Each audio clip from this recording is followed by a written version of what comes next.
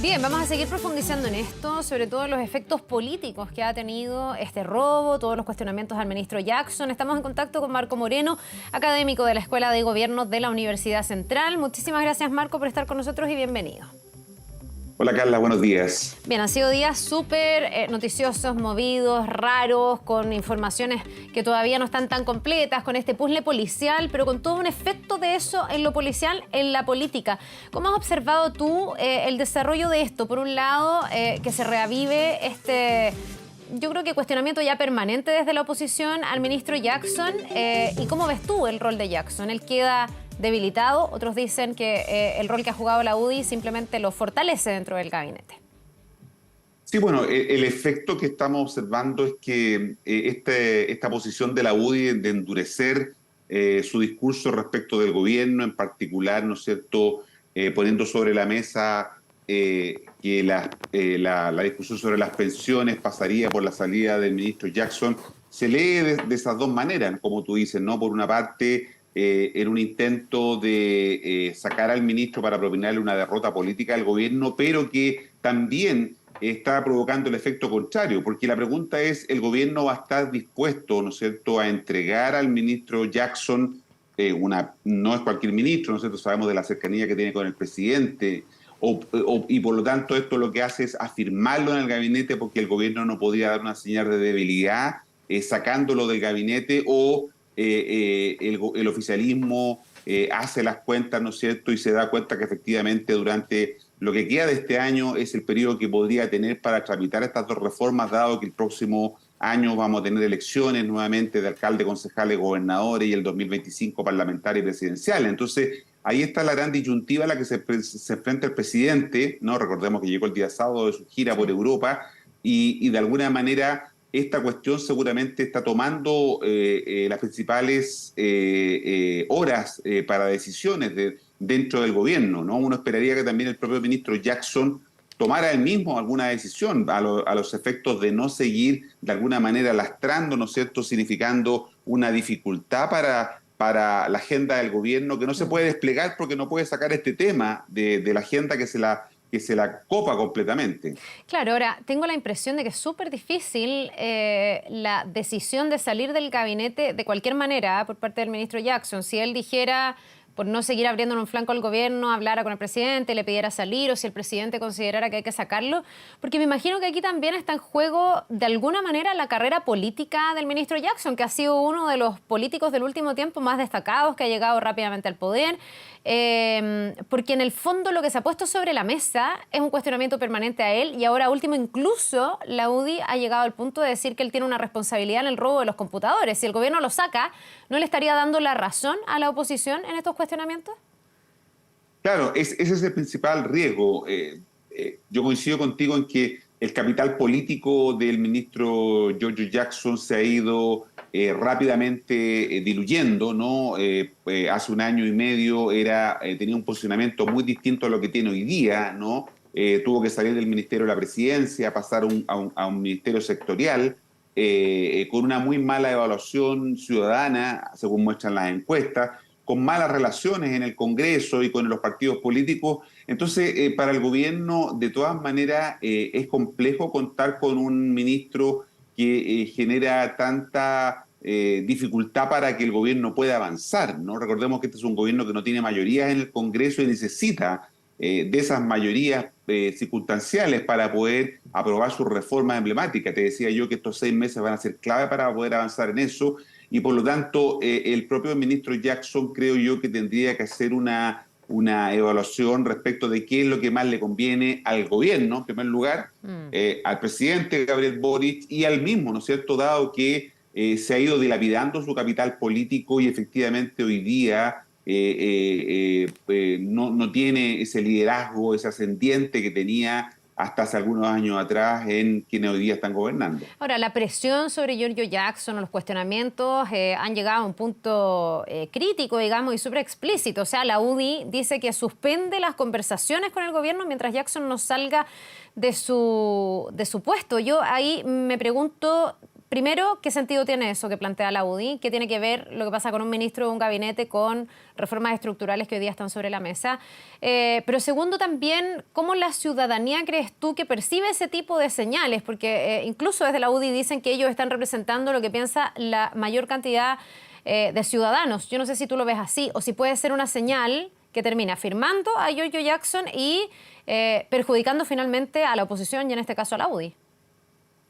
Bueno, efectivamente lo que vamos a ver en estas próximas horas es si la UDI es capaz de sostener este veto, ¿no?, en la práctica que tiene respecto al presidente, del ministro Jackson. Recordemos que hay una carta firmada por todos los diputados de la UDI, ¿no?, pidiendo la salida en 48 horas, habían dicho, del ministro Jackson. Esto fue reafirmado el día de ayer por su presidente, el senador Macaya, en varias entrevistas en medios de comunicación. Es decir, por ahora la posición de la UDI, que es solo de la UDI, porque no hemos visto al Partido Republicano, ni a Renovación Nacional, ni a Evópoli, saliéndose, ¿no es cierto?, de esta conversación por la reforma de pensiones, bajándose de la mesa, vamos a decir, ¿no es cierto? Y por lo tanto, por ahora la UDI está en solitario con esta posición, probablemente porque intentaba endurecerla para evitar también una erosión de parte de un sector de la UDI que ha sido crítico de la conducción de Macaya, en el sentido que ha estado muy dispuesto a llegar a entendimientos con el gobierno, a buscar soluciones y no a, de alguna manera, ¿no es cierto?, bloquear la posibilidad de entendimiento. Esto está probablemente muy influido con lo que pasó, con lo que estaba pasando en la política española, pero eso cambió radicalmente ayer, ¿no?, en la relación entre la derecha y Vox, el partido más a la derecha, ¿no? Ese es un dato también, Carla, que yo creo que hay que tener en cuenta, porque lo que pasó ayer en España también tiene que ser mirado con atención por parte de la derecha chilena en su relación con el Partido Republicano, que ha estado siempre moviéndose de manera polar, ¿no? Y cada vez más cerca, acercándose al polo del Partido Republicano. Sí, volviendo un poco a nuestro país, más ratito vamos a tener, entre paréntesis, una entrevista sobre las elecciones españolas y ahí probablemente vamos a hacer los parangones y símiles. ¿Tú crees que el presidente paga un costo por seguir manteniendo a Giorgio Jackson en el poder? ¿Qué ha sido su decisión? Porque él tiene hace rato muchos cuestionamientos en su rol en las Express, fue muy cuestionado, finalmente el presidente no lo saca del gabinete y lo pasa a Desarrollo Social, pero desde ahí sigue Giorgio Jackson expuesto a críticas permanentes. ¿Qué costo paga el presidente por mantenerlo en el gabinete? No, tiene un costo alto porque no puede desplegar adecuadamente su agenda, porque la agenda del gobierno está fuertemente amarrada, ¿no es cierto?, a lo que pase o no pase con el ministro Jackson. Eso es lo complejo para un gobierno, cuando su agenda queda atrapada, ¿no es cierto?, o relacionada con una persona del gobierno que le impide a este poder centrarse en lo que son las prioridades de la administración del presidente Boric, que son dos en este minuto, ¿no?, que es sacar adelante la reforma de pensiones, que está hoy día paralizada, y avanzar en la reforma tributaria, que el presidente había dicho que durante el mes de julio, lo dijo en la cuenta pública, se insistiría con la reforma tributaria en el Congreso. Hoy día eso es imposible si los votos porque la insistencia es a través del Senado, y sería imposible si los votos, ¿no es cierto?, de la UDI o de parte de la UDI para poder avanzar en la tramitación de la reforma tributaria. Entonces, el gobierno está en una situación bastante de encrucijada, ¿no?, porque o mantiene al ministro Jackson con los costos legislativos que eso le implica para su agenda, o lo saca generando, ¿no es cierto?, también las críticas internas que probablemente puedan producirse en su coalición, especialmente en el Frente Amplio, por esta decisión.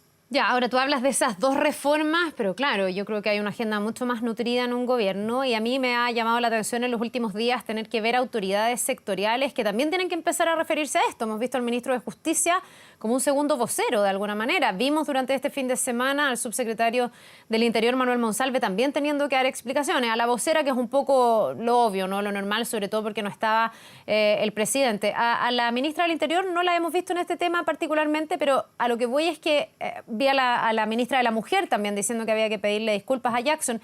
Uno empieza a notar que la agenda, no sé si está paralizada, pero al menos se comunica mucho menos lo que se está haciendo en distintos temas, porque nos estamos volcando permanentemente a esta discusión y centrándonos al final en la figura de Giorgio Jackson. Eso tiene un costo para exhibir resultados por parte del gobierno, me imagino.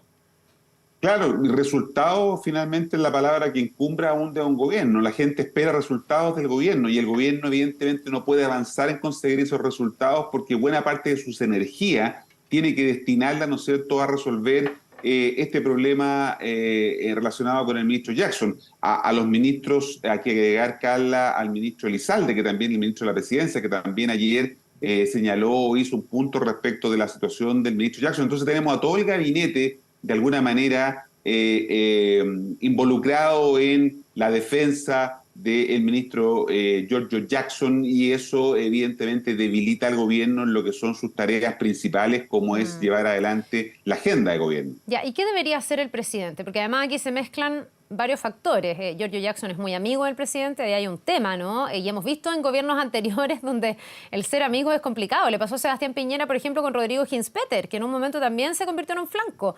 Y le costó mucho a Piñera tomar resoluciones en ese caso.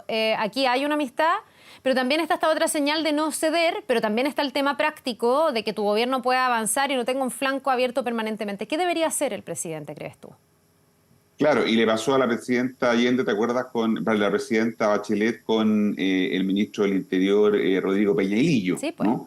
Entonces, claro, aquí y en esos dos casos, Piñera y Bachelet tomaron decisión, ¿no? Tomaron decisión y sacaron finalmente a esos ministros, ¿no es cierto?, que eran muy cercanos de su gabinete, ¿no? Esa es la disyuntiva que hoy día tiene el presidente. El presidente tiene que evaluar si es más importante para su gobierno la mantención del ministro Jackson o avanzar en su agenda de reforma y que la ciudadanía evalúe al gobierno por los resultados y por lo tanto esto debiera no poder seguir extendiéndose mucho más que las próximas 48 horas, ¿no? En donde el presidente probablemente debiera tomar una posición o mantiene al ministro Jackson y cancela la posibilidad de acuerdos políticos con la oposición o hay un ajuste en el gabinete que pudiera facilitarse si es que es el propio ministro Jackson quien da el paso al costado.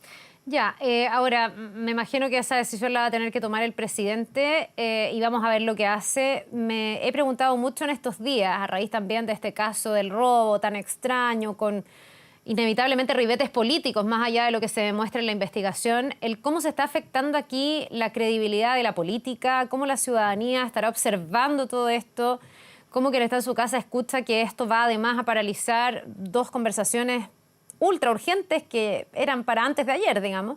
¿Cómo ves tú el momento actual de la política en su relación con las personas? Porque debería ponerse al centro el servicio a las personas, ponerse al servicio de la gente, pero uno ve poco de eso últimamente, ¿no? Sí, yo creo, Carla, que se profundiza la crisis de representación que venimos observando en Chile ya hace varios años, ¿no? Esta distancia que la gente ve entre la política y la urgencia de resolver los problemas, este desacompasamiento, ¿no? En los tiempos de la política son distintos a los tiempos de la manera que se da para resolver los problemas, ¿no? Y eso la gente lo expresa con una creciente crítica a los partidos políticos, ¿no? Y a los políticos en general. Si tú ves cualquier encuesta, aparecen en los últimos lugares de evaluación porque la gente percibe esta desconexión y este interés de los políticos de dedicarse a los problemas de la política y dedicarle poco tiempo a los problemas de la gente, ¿no? Así es como lo analizan las personas y lo que hace eso es profundizar como digo, la grieta que hay, ¿no? Entre representantes y representados. Eso es lo que está complicando hoy día también a la política porque la gente está cada vez más decepcionada, ¿no? Y sabemos cómo terminan muchas veces esta decepción de la gente con quienes debieran gobernarnos, ¿no es cierto? Alejándose de la política o optando por opciones muchas veces fuera de la política como un último intento de resolver sus problemas. Ahora, me imagino que ahí puede haber una llave o cierta ayuda al rol presidencial y el cómo apuntalar la agenda? ¿En qué sentido? En que yo no sé cómo ves tú la estrategia de la UDI de hacer explícita esta idea de congelar conversaciones. Me parece a mí, puedo estar equivocada en mi percepción, que allá hay un costo también que se le puede traspasar desde el gobierno a la oposición en cada cosa que no avance, porque están ellos explícitamente poniéndose como una piedra de tope a raíz del disgusto con un ministro, no a raíz de algo que tenga que ver con las temáticas que ellos están hoy día poniendo en jaque o paralizando. Me imagino que el gobierno va a recurrir a eso, ¿no? A evidenciar que es la oposición la que está intentando parar la pelota, por así decirlo.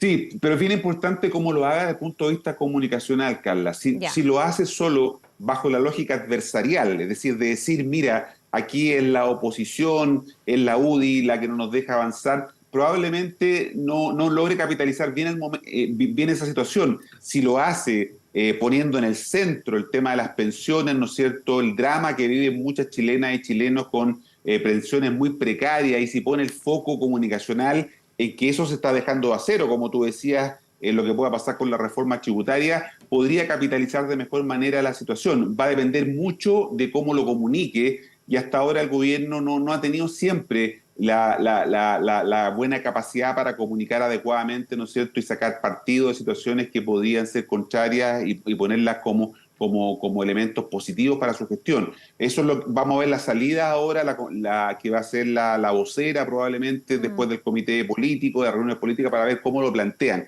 Yo creo que no basta solo con lo adversarial, ¿no?, de enfrentar a la UDI, porque la UDI también lo que busca es eso, ¿no? Es marcar una diferencia con el gobierno y decir, nosotros tenemos liderazgo de la oposición y todo pasa por nosotros, ¿no? Y por eso que va a ser muy importante la salida comunicacional que haga el gobierno.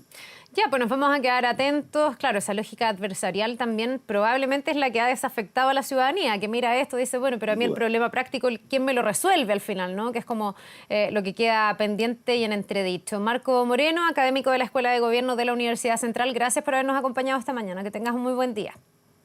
Gracias. Buen día, Carla. Nos vemos.